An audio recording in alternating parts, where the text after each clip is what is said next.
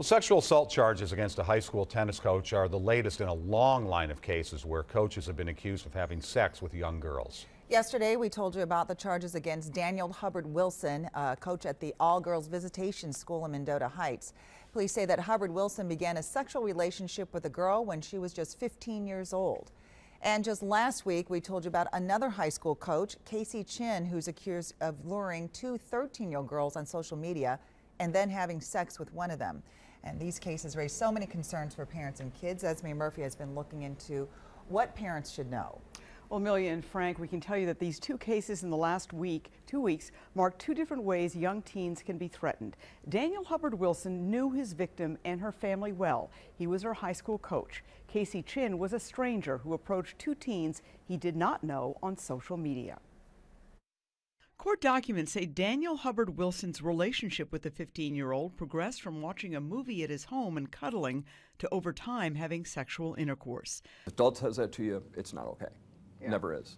Dr. Mike Troy is the director of behavioral services at children's hospitals. He says it's common for teens to develop strong feelings for a teacher or a coach. Those kinds of thoughts and feelings are not uncommon.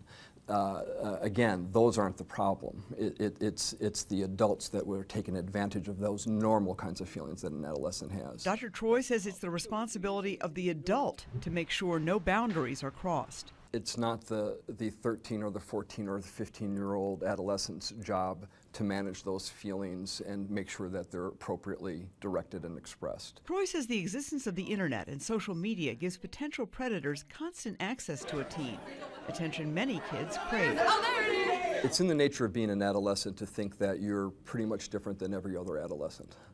And when you have an adult that you respect telling you that, that's a problem. Troy says the number one thing you should warn teens about is adults who insist on secrets. In any instance where an adult is telling an adolescent to not give information to their parents, to keep a secret, that should just be a hard and fast signal that there's something that's not okay about the situation.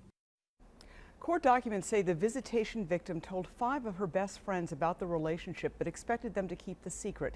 Dr. Troy suggests talking to your teens about what they would do when a friend comes to them, expecting them to keep a secret from adults. Keeping that secret could hurt their friend terribly in the long run.